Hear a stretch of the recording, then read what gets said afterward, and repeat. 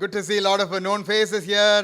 I can see Bala there, somebody that I knew way back in Coimbatore days. இங்கே கூட பழைய முகங்களை என்னால் பார்க்க முடிகிறது. பாலா சகோதரர் அவர் கூட அங்கே பழைய சகோதரராய் சீஷராய் இருந்து கொண்டிருக்கிறார். I'm grateful to God and for the leadership giving me an opportunity to share God's word with all of you brothers sisters. தேவனுக்கு நன்றி செலுத்துகின்றேன். இந்த விசேஷமாக தலைவர்கள் இந்த வாய்ப்பு கொடுத்ததுக்காக நன்றி செலுத்துகிறேன். மிக்க நன்றி. Also ஏப்ரல் மாதம் எப்படி இருக்கிறது என்று உங்களுக்கு தெரியும். ரொம்ப வல்லமையா இருக்கு, ஜெகஜோதியா இருக்கு. உள்ள வரும்பொழுது ஹக் கொடுக்கணும்னு ஒரு ஆர்வம். But then you know how it is, you know, it just makes you feel a little uncomfortable to give up this warm big hug to one another. You know, I bet many of you would have exercised your national duty of voting in the elections yesterday. கண்டிப்பாக கடந்த வாரத்தில் நம்மளுடைய ஒரு அந்த இந்த தேர்தலுக்கான எல்லாருமே ஓட்டு போட்டிருப்போம் நான் விசுவாசிக்கிறேன். நான் யாருக்கு ஓட்டு போட்டீங்கன்னு நான் கேட்க போறதில்லை, அது உங்களுடைய சொந்த முடிவு. So but it's a joy that we could not just pray for the right leader to rule India, but also for us to take the opportunity that we have to exercise the duty that we have. You know, along with prayer we have to go and exercise the duty. இல்லை நம்ம prayer பண்ணிட்டே இருந்துட்டு நம்ம ஓட்டு போடாமல் இருந்தோம்னா அதில் அர்த்தமே கிடையாது. So that's the beauty of balancing both. So கண்டிப்பாக நாம் நாட்டுக்கு நல்ல தலைவர்கள் தேவைப்படுகிறது. இருந்தாலும் கூட நாம் ஓட்டு போடுகிறது மிக ஒரு கடமையாக இருக்கின்றது. பேசிக்கொண்டிருந்தால் அது பண்ணாமல் இருக்கிறது நல்ல காரியம் கிடையாது. I want to share with you an experience. Either you would have been part of it, or probably you are part of it, or probably you desire that, or you want to be part of it in the coming days or in the near future. உங்களிடத்தில் ஒரு சொல்ல விரும்புகின்றேன், ஒரு காரியத்தை குறித்து சொல்ல விரும்புகின்றேன். அந்த காரியத்தில் நீங்கள் அங்கம் வகித்திருக்கலாம். அப்படி இல்லை என்றால் அது குறித்தான ஒரு வாஞ்சை உங்களிடத்தில் இருந்திருக்கலாம். What happens is, in the busyness of our life, all of us are busy. We run around, we do different things, we are part of many responsibilities. In between all this busyness, there are times our hearts tell us, hey, you know what? Just take a pause. Just reflect on yourself, reflect on your heart. Reflect on what's going on in your own life. Ask yourself, hey, how are you really doing? What is going on in your life? Why are you doing the things that you're doing in your life? Sometimes the heart tells us to take a pause. And it tempts us to ask all these questions to ourselves.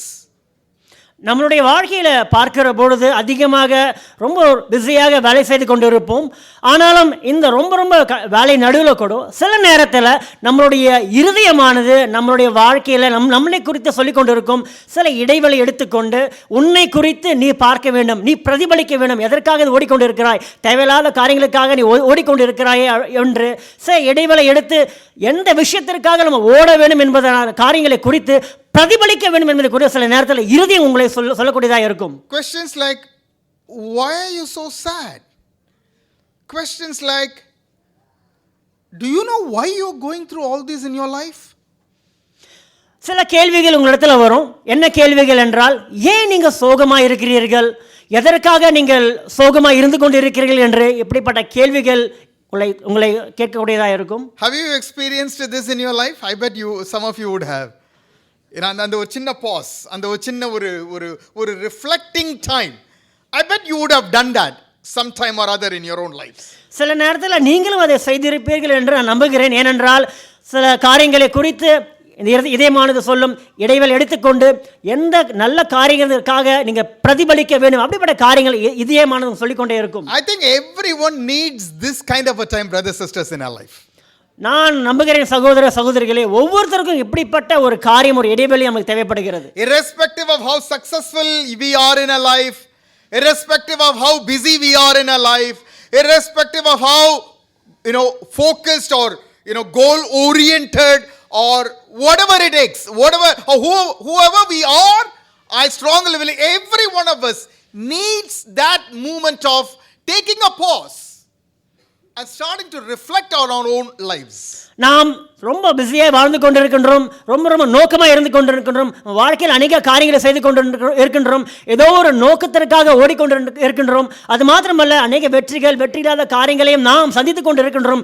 இப்படிப்பட்ட வாழ்க்கையில் ரொம்ப மும்முரமான காரியம் கூட நாம் எல்லாருக்குமே ஒரு இடைவெளி எடுத்துக்கொண்டு நம்மளை குறித்து, நம்மளுடைய வாழ்க்கையை குறித்து, நம்முடைய ஆன்மீக வாழ்க்கையை குறித்து எந்த அளவுக்கு பிரதிபலிக்கிறோம் என்ற ஒரு கேள்வியை நாம் கேட்க வேண்டும். Now the question is, why do we need to do this? எதற்காக இந்த காரியத்தை நாம் பண்ண வேண்டும்? Now I believe that it really helps us to have a renewed restart towards a glorious future, towards a glorious life that God wants us to live. எதற்காக இதை பண்ண வேண்டும் என்றால், நாம் ஆக்குவதற்காக, மறுபடியுமாக ஒரு தொடக்கத்தை ஏற்படுத்துவதற்காக. ஏனென்றால் தேவன் அதற்காக தான் அழைத்திருக்கிறார், ஒரு மிகப்பெரிய ஒரு காரியத்திற்காக அழைத்திருக்கிறார். அதற்காக நாம் இந்த காரியங்களை பண்ண வேண்டியது மிக அவசியமாக இருக்கின்றது. That's right. Now, have you heard of this upper room in the Bible? எங்க நீங்க அதை பார்த்திருக்கீங்க, அந்த upper room? Exactly. அப்போஸ்தலர் அதிகாரம் 1 அந்த upper room experience நீங்க பார்த்திருப்போம். After the death and resurrection of Jesus, remember the 120 disciples, the apostles, the women அப்படின்னு சொல்லப்பட்டிருக்கும். Probably it was Mary Magdalene இருக்கலாம், the mother of Jesus, the brothers of Jesus, they all came together in the upper room. And you know what they were doing? Absolutely. They had their own time to spend time to connect with God. இங்கே நம்ம வேதாங்கமத்தில் படிக்கிற பொழுது மேலறை என்ற ஒன்று இருந்தது. இயேசுவானவர் உயிர்த்தெழுந்த பின்பதாக அப்போ அந்த மேல் அறையில் சீஷர்கள் மற்றும் மரியாள், மேக்தலேன், அதுக்கப்புறம் இன்னும் போக சொன்னால் அந்த 120 சீஷர்கள் ஒன்றாக கூடி ஜெபிக்கிறதை நம்ம படித்திருக்கின்றோம். இப்போ நம்ம பேசிட்டு இருந்த reflecting time, brothers sisters, that is exactly what happened in the upper room. As they were coming together, மனதுக்குள்ள நிறைய பயங்கள், மனதுக்குள்ள நிறைய கேள்விகள், கண்டிப்பா நிறைய குழப்பங்கள். இருந்த இயேசு இப்ப இல்ல, உயிர்த்தெழுந்த இயேசு இப்ப இல்ல, all those confusions, and they decided the one thing that I can do is I can just start connecting to God, and also I can reflect on the words of Jesus that he spoke to us for 3.5 years time, and that is exactly what they did in the upper room. ஏனென்றால் இந்த மேலறையில் என்ன நடந்தது என்றால், நாம் இப்போ சொல்லிக் கொண்டிருக்கிறோம் அல்லவா, பிரதிபலிக்கக்கூடிய நம்முடைய வாழ்க்கையை குறித்து பிரதிபலிக்க வேண்டும். அந்த காரியம் தான் அந்த மேல் அறையில் நடந்து கொண்டு இருந்தது. அங்கே இருக்கின்ற எல்லா சீஷர்களும் இயேசுவானவர் இருந்தார், இப்போ இல்லை, ஆனால் என்ன நடக்குமோ என்ற ஒரு பயம் இருந்தது. இருந்தாலும் கூட அவர்கள் எல்லாருமே சேர்ந்து ஜெபத்திலும் வேத வசனத்திலும் தரித்தவர்களாக அப்படிப்பட்ட ஒரு பிரதிபலிக்கக்கூடிய ஒரு விஷயத்தில் அந்த மேல் அறையில் இருக்கக்கூடியவர்களாக இருந்தார்கள். The beautiful thing that happened, brothers and sisters, is as they started to reflect on the words of Jesus, they started to get a perspective. Yes, the absence of Jesus is very painful, but there is a focus that the words of Jesus wants me to have. And that's where they were able to gain strength, receive the Holy Spirit, get out of the room. And when they came out of the room, you know what exactly happened? The amazing miracles and the restart of the first century church at that particular time. அந்த காலகட்டத்தில் என்ன நடந்தது என்றால், அந்த மேல் அறையில் கண்டிப்பாக இயேசுவானவர் இல்லாமல் இருந்தாலும் கூட அவர்கள் இயேசுவானவர் சொந்த 33 வருஷம் அவர் என்ன செய்தார், அவர் 3 வருஷம் சொல்லிக் கொடுத்த காரியங்கள் எல்லாமே அவர் அந்த சீஷர்கள் நினைவுபடுத்தி தேவ வசனத்தில் ஆழமாய் இருந்தவர்களாக இருந்து ஒரு புதிய நோக்கத்தை இயேசுவானவர் கொண்டு அவர் என்ன சொல்லிக் கொடுத்தவர் அந்த நோக்கத்திற்காக இருந்தவர்களாக இருந்தார்கள். அப்படிப்பட்ட ஒரு பிரதிபலிப்பை ஒரு அந்த காரியங்களை செய்து கொண்டிருந்தார். So this is the title of my lesson, internalization. என்னுடைய தலைப்பு என்னவா இருக்கிறது என்றால் இன்டர்னலைசேஷன். அதாவது நாம் ஒரு காரியத்தை நாம் முழுமையாக விசுவாசித்து அதை ஏற்றுக்கொண்டு அதே நம்முடைய வாழ்க்கையில நடைமுறைப்படுத்தி ஒரு குணமாய் மாற்றுவதுதான் இன்டர்னலைசேஷனா இருக்கிறது. Amen. That's awesome. I just want to show you some scriptures. இந்த நேரத்தில் சில வசனங்களை உங்களிடத்தில் பகிர்ந்து கொள்ள போகின்றேன். Okay, we'll have Chandra read it for us, and I want you to find out a common factor in all these verses. இந்த வசனத்திலே நான் படிக்கிற பொழுது ஒரு வசனம் என்பது பொதுவாக எல்லா வசனத்திலுமே பொதுவாக இருக்கும். அந்த வசனத்தை நீங்கள் பார்க்க போகின்றோம். That's right. லூக்கா அதிகாரம் 1 வசனம் 49. லூக்கா 1வது அதிகாரம் வசனம் 49 நாம் வாசிக்கலாம். லூக்கா 1:49. வல்லமை உடையவர் மகிமையானவைகளை எனக்கு செய்தார், அவருடைய நாமம் பரிசுத்தம் உள்ளது. இது யார் பேசின ஞாபகம் இருக்கா? Exactly. I mean, this was the time Mary and Elizabeth were having an encounter. And this was a statement that came out of the heart of Mary as she started to reflect on God. See, that's the beauty here. As she started to reflect on God, she started to see what God is doing or what God has done in her life. இங்கே மேரியானவர்கள் தான் இந்த வசனத்தை இந்த வார்த்தைகளை சொல்லக்கூடியவங்களா இருக்கின்றாங்க. இவங்க வந்து தேவ வசனத்தை ஆழமாய் தியானிக்கிற பொழுது தேவன் மேல் அதிக பலன் கொண்டு நம்பிக்கை வைத்து இந்த வசனத்தை அவர்கள் சொல்லக்கூடியவர்களா இருக்கிறார்கள். சங்கீதம் அதிகாரம் 56 வசனம் 3.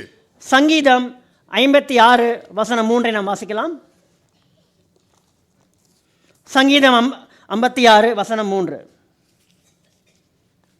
நான் பயப்படுகிற நாளில் உம்மை நம்புவேன். வாவ். சங்கீதம் 32 வசனம் 5.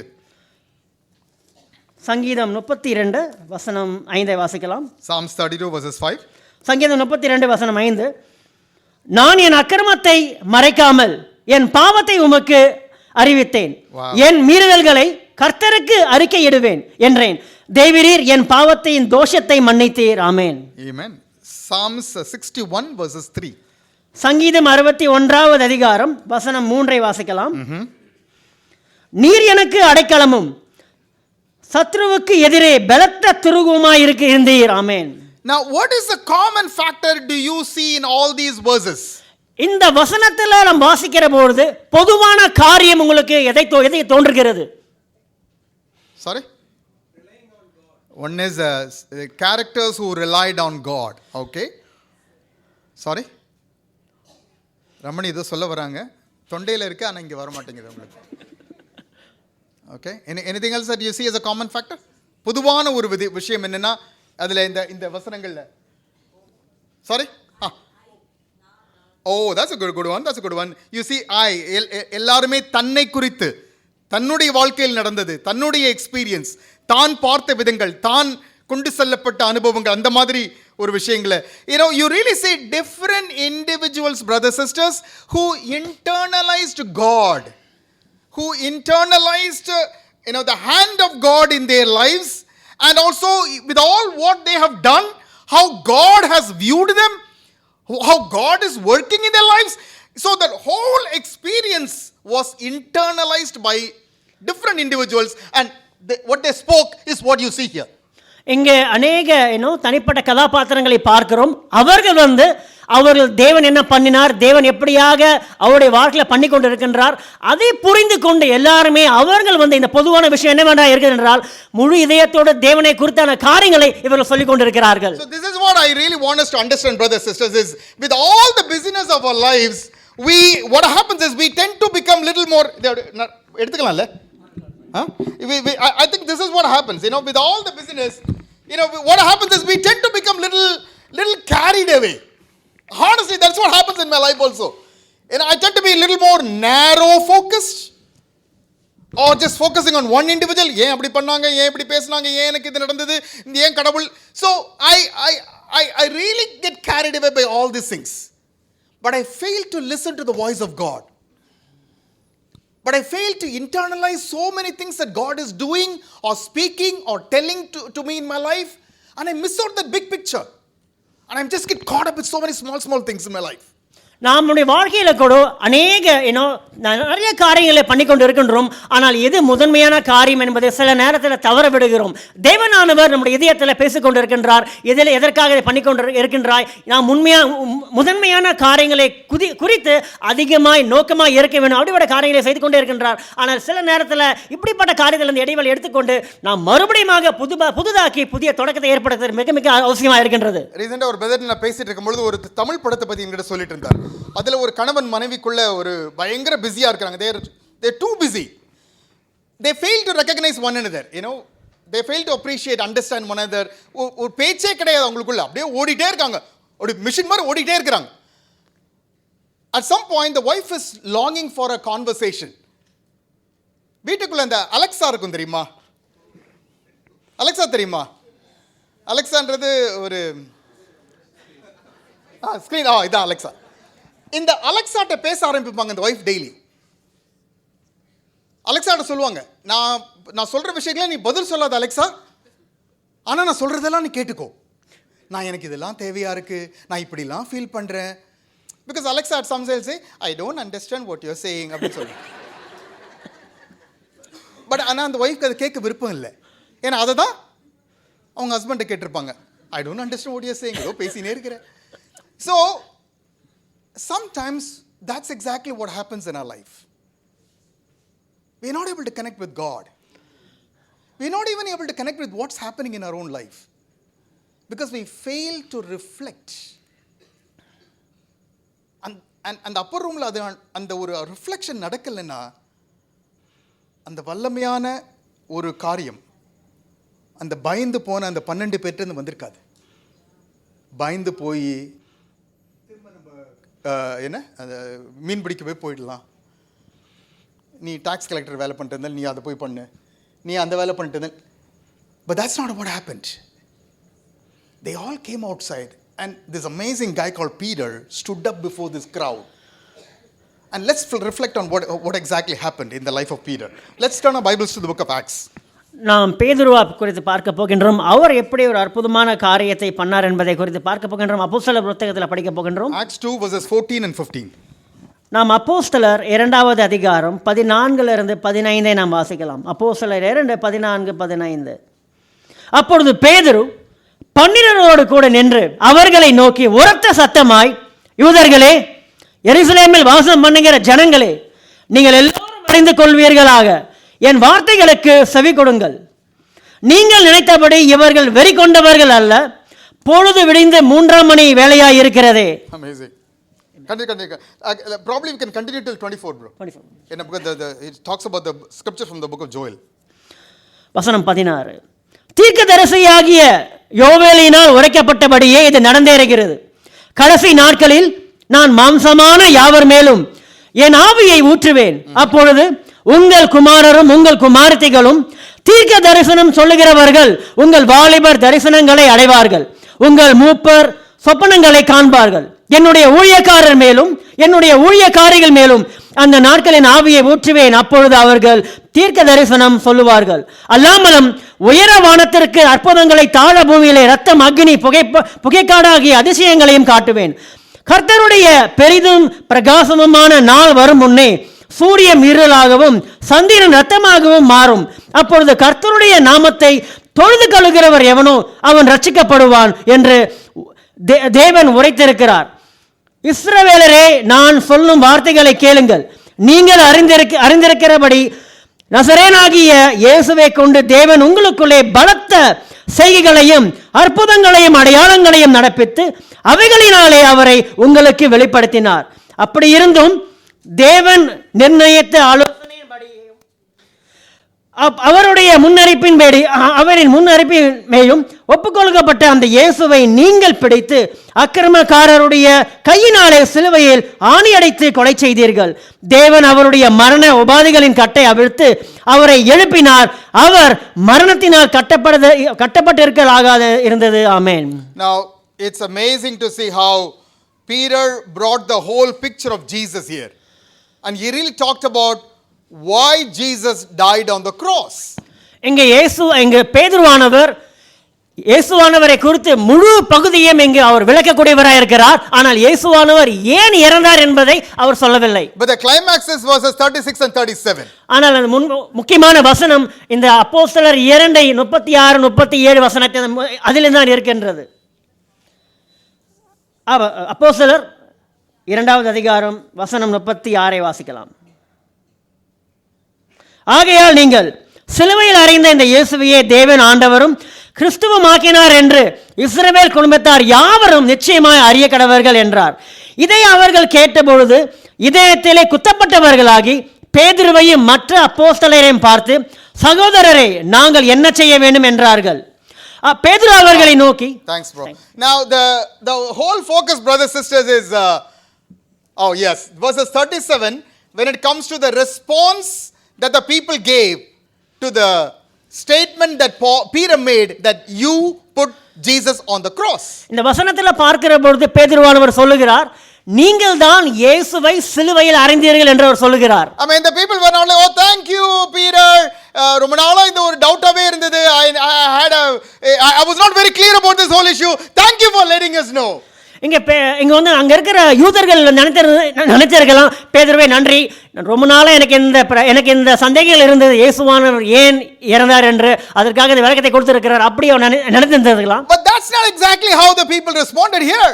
ஆனால் அப்படியாக அவர் அங்க இருக்கின்ற மக்கள் அப்படியாக இந்த காரியத்தை குறித்து பேதுருவிடத்தில் சொல்லவில்லை. The Bible says here, brothers, what shall we do?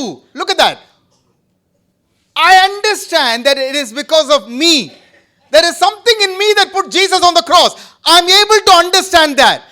I feel bad about it. I'm not able to walk away from this place.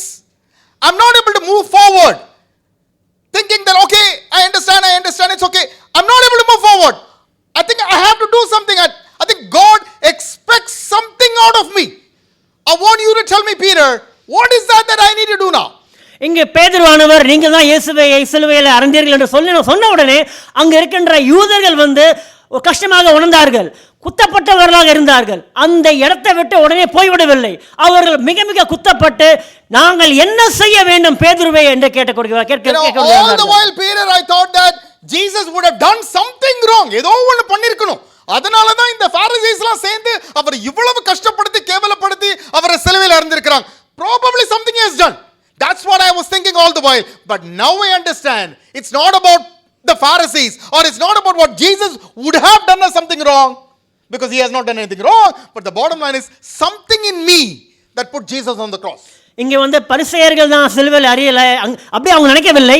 ஆனால் நான் தான், எனக்கு ஏதோ ஒரு காரியம் தான், என்னுடைய காரியங்கள் தான் இயேசுவானவரை சிலுவையில் அறிந்தது என்று அவர்கள் எல்லோருமே குத்தப்பட்டவர்களாக அங்கு நின்று கொண்டிருந்தார்கள். I understand that Jesus is not a liar. He is not a criminal. He doesn't deserve to go through this, but still he went through it. But on the flip side, I am able to understand it is because of our sin. And then they said, no. It's not about our sin. It's my sin. It's because of what I have done as wrong that put Jesus on the cross. கண்டிப்பாக இயேசுவானவர் பொய் உரைக்கவில்லை. இயேசுவானவர் வந்து எந்த குற்றத்தையும் அவர் செய்யவில்லை. இருந்தாலும் கூட இயேசுவானவர் வந்து வலியுடன் சிலுவையில் தொங்கினார். ஆனால் அந்த முழு காரணத்திற்கு என்ன காரணம் என்றால் பாவம்தான். பாவம் என்றால் என்ன பாவம்? அது என்னுடைய பாவமாக இருக்கின்றது.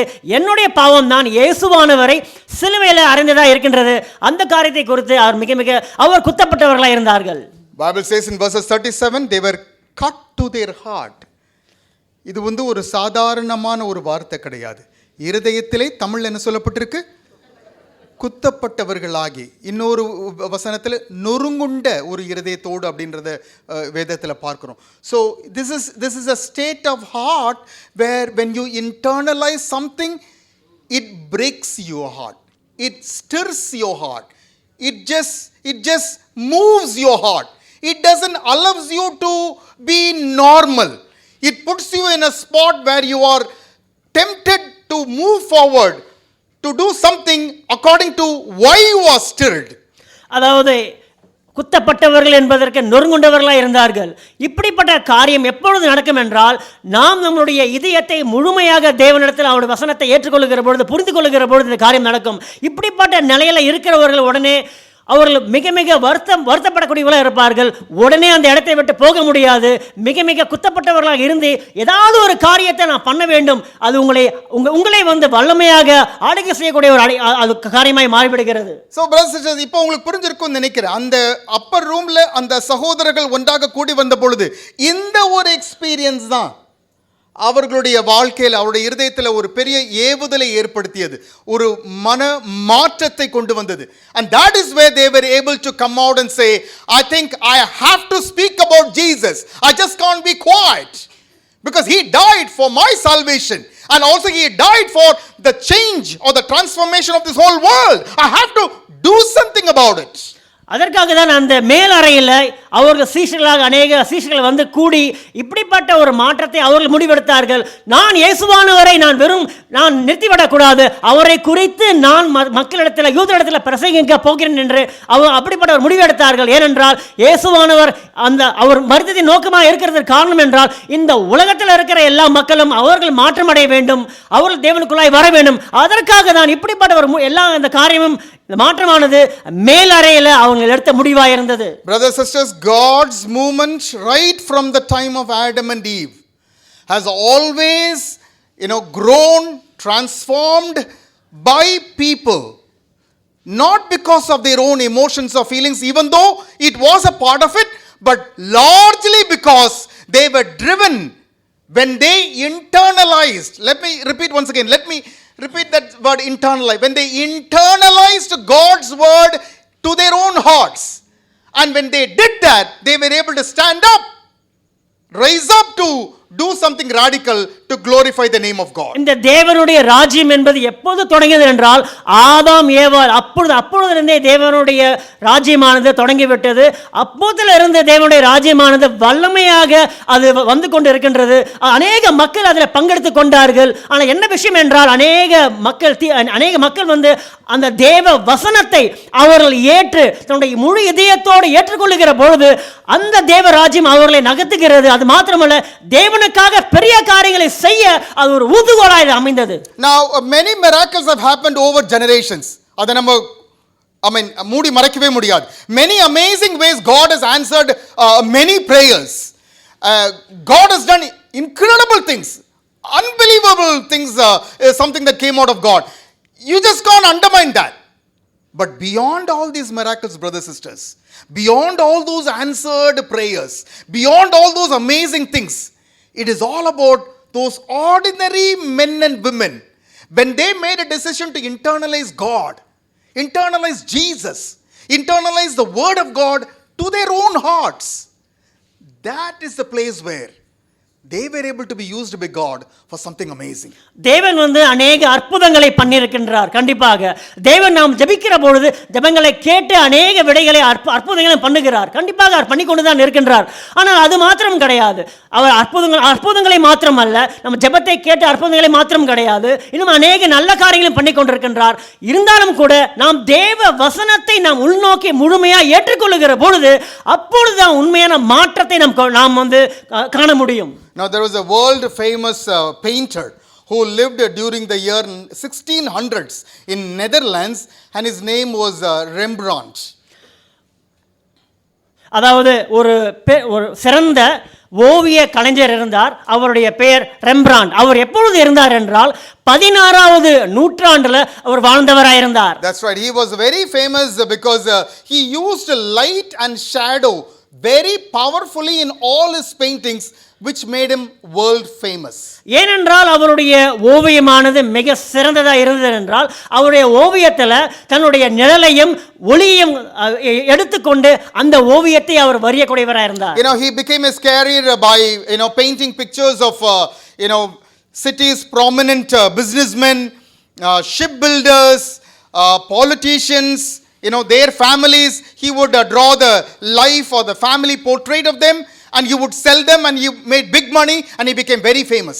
அவர் வந்து அந்த காலகட்டத்தில் அங்கே வாழ்ந்திருக்கின்ற அநேக வியாபாரிகள் மற்றும் உள்ளூர் அரசியல்வாதிகள், இப்படி அநேக தொழிலதிபர்கள், இப்படி அவங்களிடத்திலிருந்து அநேக படங்களை வரைந்து ஓவியங்களை வரைந்து அது மாத்திரமல்ல அநேகமாய் அவர் வந்து ஒரு செல்வந்தராக பணக்காரராய் வாழ்ந்து கொண்டிருந்தார். So those times there were not much of a videos and stuff like that, so people would use images to pass on their convictions to people. So these paintings were a powerful mode of passing on what people believe and their own convictions. அந்த காலகட்டத்தில் எந்த ஒரு video அப்படிப்பட்ட ஒரு மிக தொழில்நுட்பம் கிடையாது.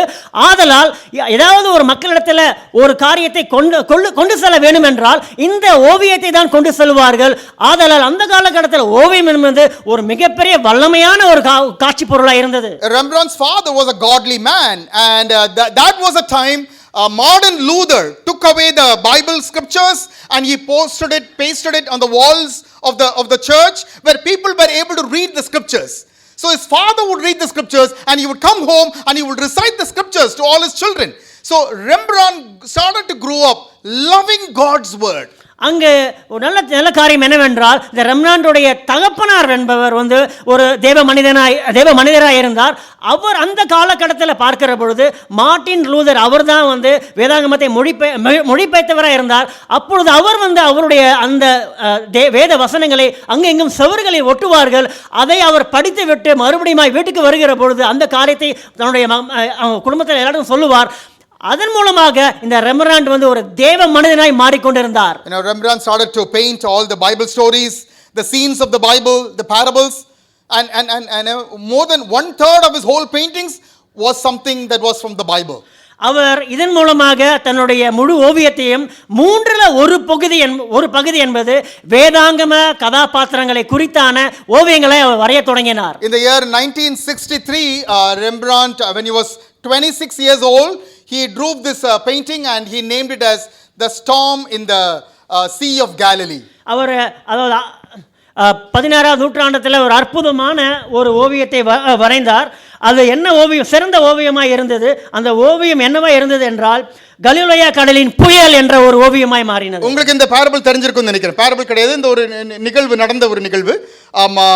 Jesus அந்த படகுல போகும் பொழுது பெரிய சூறை காற்று புயல்லாம் அடிச்சு அலைகள்லாம் மோத ஆரம்பித்து and you see the chaos in the boat there. All the disciples were running around trying to save themselves. இந்த உண்மையான கதையை நம்ம வேதாகமத்தில் படித்திருப்போம். ஆனால் இந்த இடத்துல பார்க்கிற பொழுது இந்த படகுல அவர்கள் செல்லுகிற பொழுது அநேக புயல் காற்று வருகிறதை பார்க்கின்றோம். அது மாத்திரமல்ல, இந்த படகுல இருக்கின்ற எல்லாருமே ஒரு குழப்பத்திலும் பயத்திலும் நிறைந்தவர்களாக இருக்கிறதை பார்க்கின்றோம். Now if you look closely in the painting, there are 14 characters in that particular picture as he drew it. இந்த நம்ம வேதாகமத்தில் படிக்கிற பொழுது நாம் அதாவது இந்த படத்தில் பார்க்கிற பொழுது 14 கதாபாத்திரங்களை இதில் பார்க்கலாம் நீங்கள். So 12 சீஷர்கள், 13வது நபர் ஜீசஸ் கிரைஸ்ட். ஆனா 14வது நபர், there is another 14th person. That's how he drew it. ஏனென்றால் நாம் வேதாகமத்தை படிக்கிற பொழுது 12 சீஷர்கள் இருந்தார்கள். ஒருத்தர் இயேசுவானவராக இருந்தார். 13 நபர்களாக இருந்தார்கள். ஆனால் இந்த கதாபாத்திரத்தில் நீங்கள் பார்க்கிற போது 14 கதாபாத்திரங்கள் இந்த காட்சியில் இருக்கிறதை பார்க்கின்றோம். This is the 14th person in the boat, having a blue coat. ஒரு கை தலையில வச்சிட்டு இன்னொரு கை வந்து அந்த ரோப்பை பிடிச்சிட்டு. Now the question was, who was this 14th person? இந்த கதாபாத்திரத்தில் பார்க்கிற பொழுது இந்த நபரை பார்க்கிறோம். இவர் வந்து பார்த்தீங்கன்னா தலையில கை வச்சு கொண்டு பிடித்து கொண்டு இருக்கிறார். இந்த நபர் யாரா இருக்கிறார்? Now it was Rembrandt himself. அவர் யாருன்னு கேட்டிங்கன்னா அவர் தான் ரெம்பராண்ட். அவரா இருக்கிறார். He pictured himself in that painting as if he was in the boat, along with all the apostles when the boat was almost on the verge of sinking. அவர் இந்த ஓவியத்தை வரைகிற பொழுது 14 கதாபாத்திரமாய் வரைகிறார்.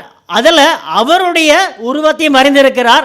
எப்படி அவர் அந்த ஒரு படகுல அமர்ந்து கொண்டு பிடித்து கொண்டு அந்த புயலில் அவர் இருக்கிறது போல வரைந்திருக்கின்றார். This is how he described this whole picture. He said, I want to picture myself being in the boat because I want to know what I would have done if I were there in the boat when all the waves were beating the boat and when the winds were just dashing on the boat. I want to reflect to see what I would have done if I were in that boat at that particular situation. அவர் எதற்காக இதை வரைந்தார் என்றால் 12 சீஷர்கள் இந்த கப்பல் இருக்கிறார்கள். இருந்தாலும் கூட நான் அந்த இடத்துல இருந்திருந்தால் நான் எப்படியாக நான் உணர்ந்திருப்பேன் என்று நானும் அவங்கள ஒருவராக இருந்து அவரே அந்த இடத்துல அவர் வரைந்திருக்கின்றார். If you look at the picture here, rest of all the characters are looking all over the boat, all over the place. But if you look deeply, Rembrandt is the only person who is looking straight at us. Now he said, the reason I just made it like that because I am inviting you into the boat. I want you to reflect. What do you think you would have done if you were in that particular boat when the boat is singing and dancing and just being swayed? இந்த படகுல இருக்கிற பொழுது நாம் பார்க்கிற பொழுது மற்ற இந்த 12 கதாபாத்திரங்களும் வெவ்வேறு இடத்துல பார்த்து கொண்டு இருக்கின்றார்கள், வெவ்வேறு இடத்துல அவர்கள் பார்த்தும் காட்சி பொருளாக இருக்கின்றார்கள். ஆனால் இந்த 14வது கதாபாத்திரம் இவராக இருக்கின்றார். இவர் என்னவா இருக்கின்றார் என்றால் நம்மளை நோக்கி பார்த்து கொண்டு இருக்கின்றார். ஏன் நம்மளை பார்த்து கொண்டு இருக்கின்றார் என்றால் அவர் நம்மளை அழைக்கிறார், நீங்களும் அந்த என்னோட இந்த படகுக்கு வாருங்கள் என்று அவர் அழைக்கக்கூடியவராக இருக்கிறார். Where do we run to when we face storms in our life? நாம் ஏன் அழைக்கிறோம்? நாம் நம்முடைய இதயத்தை நாம் சோதித்து அறிவதற்காக.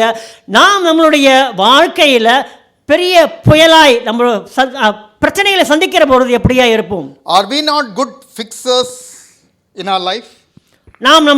நாம் எப்பொழுதுமே தேர்ச்சி பெற்றவர்களாக இருப்போம். எதுவாக இருக்கும் என்றால் ஏதாவது ஒரு பிரச்சனையை நாம் சந்திக்கிற பொழுது இது எல்லாவற்றையும் என்னால் சரி செய்ய முடியும் என்பது நம்மளுக்குள்ளே இருக்கும் அந்த மனப்பான்மை. கிச்சன் டேப்ல தண்ணி வரலனா டக்குன்னு ஃபிக்ஸ் பண்ணுவோம் நம்ம. we are good fixers. Single தண்ணி வரல, இல்லை சிங்கில் தண்ணி அடைச்சிட்டு இருக்கு, பாத்ரூம் டேப்பில் தண்ணி வரல, ஃபேன் ஓடலை, லைட் எரியலை, சுவிட்சு ஒர்க் ஆகலை, டக் டக் டக் டக்குன்னு ஃபிக்ஸ் பண்ணுவோம். Sometimes we try to do the same things in our own personal life also. When there is a problem, our tendency is, okay, fix it. What's the solution? நிறைய பிரச்சனைகள் நம்முடைய வாழ்க்கையில் சந்திக்கிற பொழுது எல்லா பிரச்சனைகளையுமே நாம் உடனடியாக நம்மளே அதற்கு தீர்வை கொண்டு வர முடியும். ஆனால் இப்படிப்பட்ட பிரச்சனைகள் வெளியில் பிரச்சனைகளை சந்தித்து அது தீர்வை கொண்டு வருகிற நாம், நம்மளுக்கு ஒரு சின்ன பிரச்சனைகள் வருகிற பொழுது அந்த தீர்வையும் நாமளே கொண்டு வந்து விட முடியும். So when the storms are becoming bigger and bigger, when our problems are becoming bigger and bigger, we are still trying to fix it.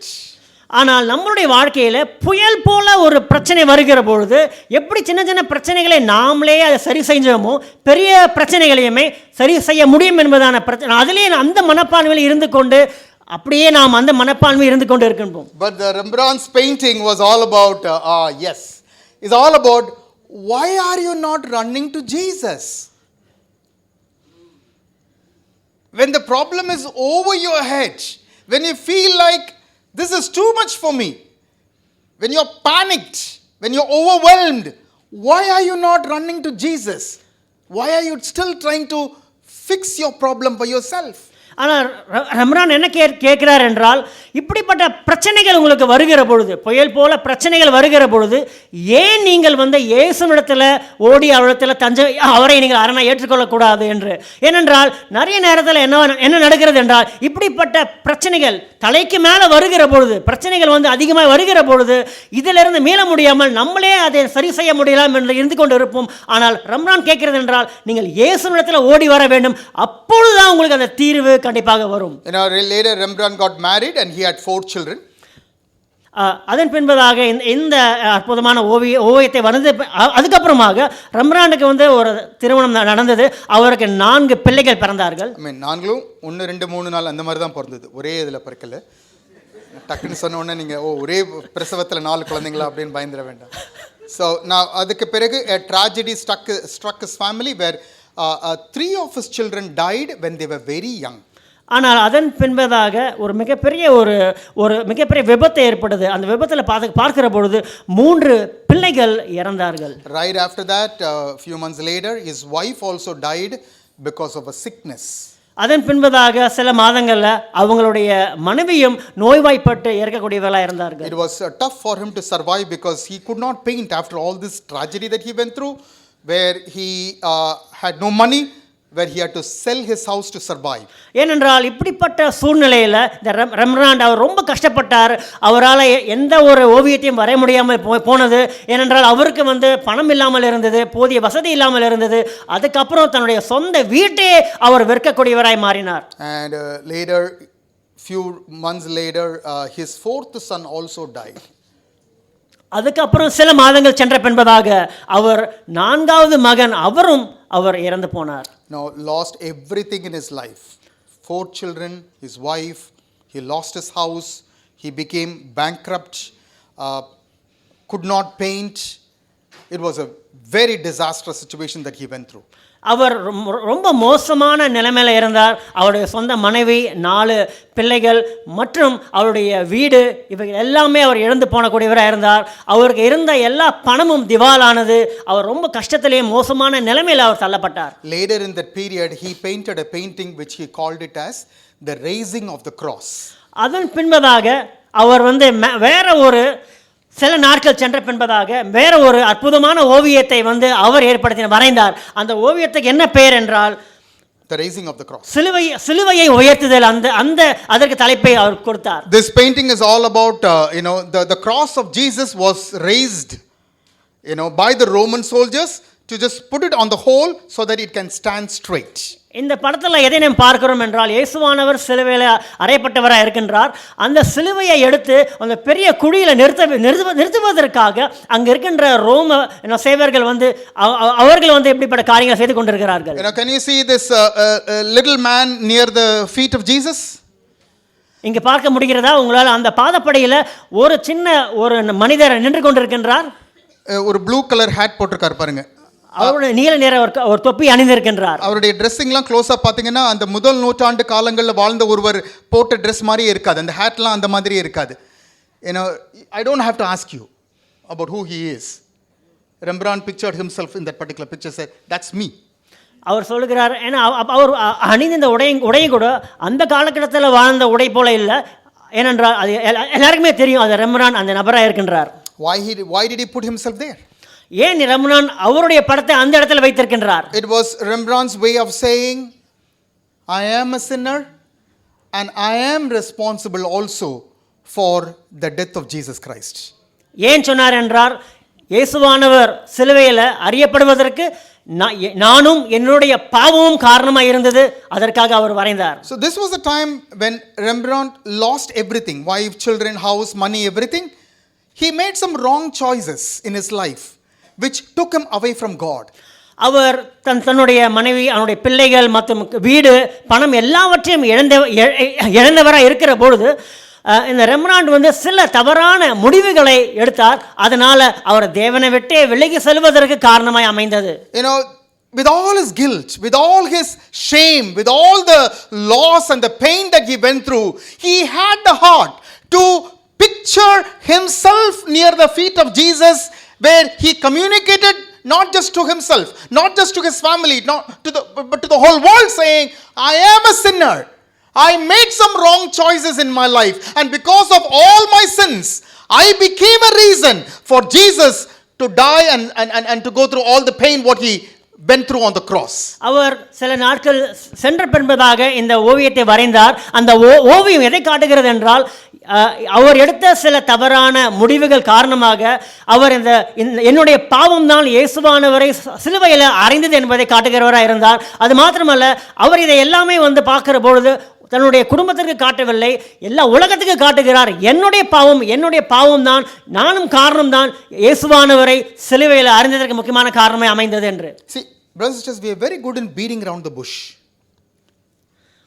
நாம் அதாவது எப்பொழுதுமே பார்க்கிற புதையலை சுற்றி அடிப்பது ஒரு சாதாரணமா இருக்கின்றது. புதையலை சுற்றி அடிப்பதுன்றது கரெக்டான டிரான்ஸ்லேஷன். அது எப்படி, நான் ஒரு சின்ன ஒரு எக்ஸாம்பிள் சொல்ல பாருங்களேன். ஹவை ப்ரோ அப்படின்னு யாராவது என்கிட்ட கேட்பாங்க, நான் ஒரு என்ன பதில் சொல்லணும் அதுக்கு இல்லையா? என்ன ப்ரோ டிராஃபிக்கு சும்மா ஒரே நொஷன்னு. ஹே, ஹவ் ஐ டூயிங் ப்ரோ? உங்களுக்கு தெரில bro. That is called beating around the bush. When somebody is asking me how I am doing, I need to say how I am doing. Why am I talking about the traffic? Why am I talking about the breakfast that I had in the morning? You see what I'm saying? That is called beating around the bush. We don't hit the point directly many times in our life. நிறைய நேரத்தில் இந்த புதையலை சுட்டி அடிப்பது என்னவென்றால், யாராவது ஒருத்தர் கேட்கிற போது நீங்கள் எப்படி இருக்கிறீங்க என்று கேட்கிற பொழுது அதற்கு சரியான விடை சொல்லாமல், அதற்கு காரணமே இல்லாமல், இல்லை டிராஃபிக்கில் மாட்டிக்கினேன், என்னுடைய பிரேக்ஃபாஸ்ட் சரியில்லை, காரணமே இல்லாமல் சில சாக்கு போக்குகள் காரணங்களை சொல்லுகிறது தான் இப்படிப்பட்ட வார்த்தைக்கு அர்த்தமாக இருக்கின்றது. We can beat around the bush about many other things that is happening in our life, but not with our salvation, brothers and sisters. Not with our relationship with God. Not with the sins that we have committed in our life. We can't beat around the bush because it carries a huge consequence. For every sin that I have committed, there is a huge consequence. I can't beat around the bush. I can't say இவர் தான் காரணம், இவர் தான் இந்த காரியம் பண்ண தெரியுங்களா, இவர் தாங்க, இவர் மட்டும் இல்லைன்னா நான் நீதிமானா இருந்திருப்பேங்க. You know what I'm saying? We can't beat around the bush because it is about my salvation.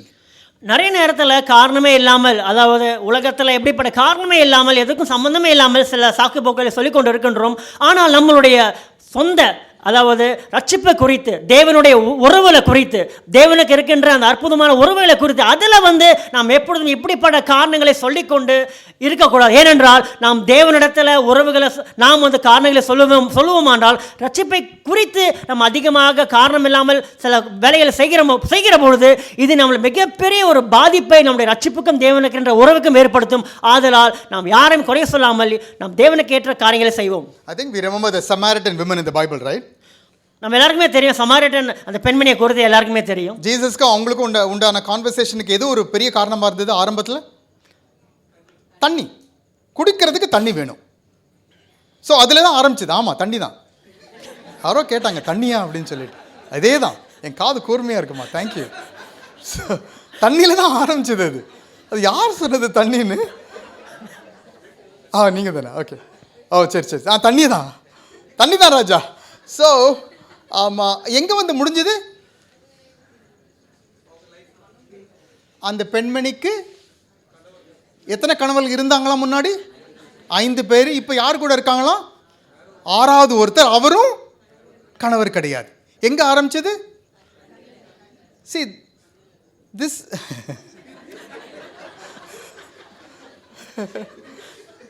இன்னைக்கு நான் என்ன கற்றுக்கிட்டேன் ப்ரோ? தண்ணி கற்றுக்கிட்டேன் ப்ரோ. என் குடும்பத்தில் தண்ணி எடுத்த.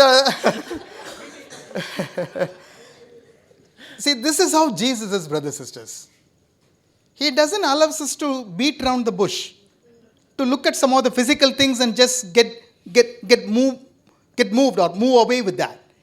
He expects us to internalize every small detail in our lives. ஒரு சின்ன விஷயம் பண்ணியிருந்தாலுமே அதை இன்டர்னலைஸ் பண்ண சொல்கிறார். அந்த ஒரு இன்டர்னலைசேஷன் இருந்த ஒரே காரணத்தினால தான் பல பலகீனமான மக்கள், வேதத்தில் பார்க்குற பல பலகீனமான மக்கள் வல்லமையாக எழுந்து அவங்க மாறினதோடு மட்டுமல்லாமல் பலருடைய மாற்றத்திற்கு காரணமானவர்களாக மாற்றப்பட்டார்கள். It all began with the internalization of God's word into their own hearts. I think that is where, brothers and sisters, our Christian journey becomes exciting. And that is where, brothers and sisters, a Christian life is something that we can enjoy. போர் அடிக்குது bro, என்ன bro வந்துட்டு ஒரு மீட்டிங்க்கு AC மட்டும் நல்லா இருக்கு, அது அது இல்லைன்னா இங்கே வரவே மாட்டோம் bro. You see what I'm saying? So sometimes we are so carried away by so many things. அதே தான் அந்த பெண்மணியும் ஆரம்பத்தில் பண்ண ஆரம்பித்தா. ஏசு தண்ணியை பற்றி பேசுகிறார். அவன் என்ன சொன்னா? இந்த தண்ணியை மட்டும் நீங்கள் குடிச்சிங்கன்னா நான் டெய்லி மாங்க நீங்கள் வீட்டிலேருந்து இங்கே தண்ணி கொண்டு போக வேண்டிய தேவையே இருக்காது அப்படின்னு சொன்னான். அதற்கு பிறகு என்ன பேச ஆரம்பிச்சா? உங்க மக்கள்லாம் மலையில வழிபடணும்னு சொல்றீங்க, மூலையில வழிபடணும்னு சொன்னீங்க, எங்க மக்கள் இங்க வழிபடணும்னு சொன்னாங்க. You see how she was beating around the bush. And Jesus said, forget about all these details. God is spirit and we have to worship God in spirit and in truth. But the bottom line is your life has to change, women. That is where he nailed it. And then Bible talks about she repented and she went back home. And so many other women in her own city, in her village were able to change and follow Jesus Christ. அப்படிதான் அவருடைய வாழ்க்கை முடிந்ததுன்னு இந்த பைபிளில் சொல்லப்பட்டிருக்கு. And that is because she internalized Jesus. And that is what we are supposed to do, brothers and sisters. நீங்கள் சொல்ல வேண்டிய தேவையில்லை. Now I want to show you another picture. ரெம்பிராண்டோட இறப்புக்கு பிறகாக இந்த ஒரு பிக்சரோடு தான் அவர் இறந்து போனார். இதான் அவருடைய வரைந்த கடைசி picture. This picture is all about the prodigal son. பார்த்தோன்னே நீங்கள் சொல்லிடுவீங்க, அந்த தகப்பனுடைய கையில் மனம் திரும்பி வந்த அந்த மைந்தன் அந்த தகப்பனுடைய கைகளுக்குள்ளாக இருக்கிறான். பக்கத்தில் பார்த்தீங்கன்னா அந்த பெரிதாக இருக்கிறது யாருன்னு நான் கேட்க வேண்டாம். That's the eldest son. Rembrandt painted himself as a person who repented, and when he came back to Jesus, he felt the love of Jesus. He felt God forgiving him and accepting him back. in his own arms. இங்கே ரெம்ராண்ட் வந்து கடைசியாக இறப்பதற்கு முன்பதாக இந்த ஓவியத்தை தான் அவர் வரைந்தார். இந்த ஓவியத்தில் பார்க்கிற பொழுது இந்த ஊதாரி மகன், அதாவது இந்த பாவம் செய்த மகனை குறித்து வேதாகமத்தில் பார்க்கின்றோம். அந்த மகனாக அவர் இது பண்ணிக்கொண்டு அவர் இந்த ஓவியத்தை வரைகிறார். அவர் பார்க்கிற பொழுது, அவர் இந்த ஓவியத்தை வருகிற பொழுது, நான் ஒரு மனம் திருமண ஒரு மகனாக ஆண்டவரிடத்தில் வருகிறது, அந்த காரியங்களை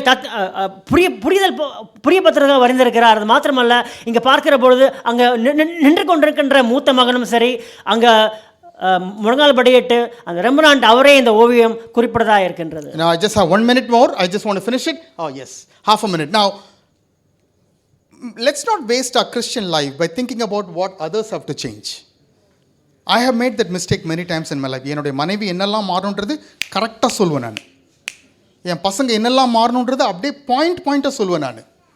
சர்ச்சில் எல்லாரும் எப்படிலாம் மாறணுன்றது அப்படியே க்ளீனப் ஒரு ஒரு ஒரு ஒரு ஒரு ஃப்ளோ சார்ட் மாதிரி போடுவேன் நான்.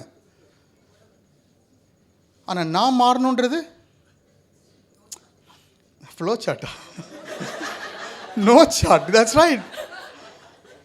See, that is how I fail to connect with my own self. I fail to see how God sees me. I fail to see what the scriptures are speaking to me. You see what I'm saying? Scriptures நிறைய என்கிட்ட பேசுது. ஆனால் இந்த scripture வந்து இந்த வசனம் இவருக்கு bro. You see what I'm saying? The mind is so tricky, man. But நான் அதெல்லாம் வெளியே சொல்ல மாட்டேன். ஆனால் என் மைண்டில் அதுதான் ஓடிட்டு இருக்கும். அது let's not waste a time. Let's not waste a Christian life by doing this. It's such a glorious thing, brothers and sisters, when we internalize God's word to our own hearts.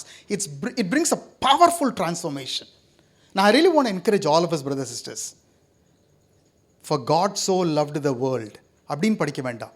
For God so loved Felix. ஒவ்வொரு சின்ன சின்ன விஷயங்களை internalise பண்ணலாம் நம்ம படிக்கிற வசனங்களை. ஒவ்வொரு சின்ன சின்ன காரியங்கள் நம்முடைய வாழ்க்கையில் நடக்கிறதுல தேவனுடைய கரம் எப்படிப்பட்டதாக இருக்கிறது, தேவனுடைய கரம் எங்கே இருக்கிறது, இதில் என்னிடத்தில் தேவன் என்ன சொல்கிறார். In every possible ways, in every possible scripture, in every possible hand, when we internalize, it brings amazing changes.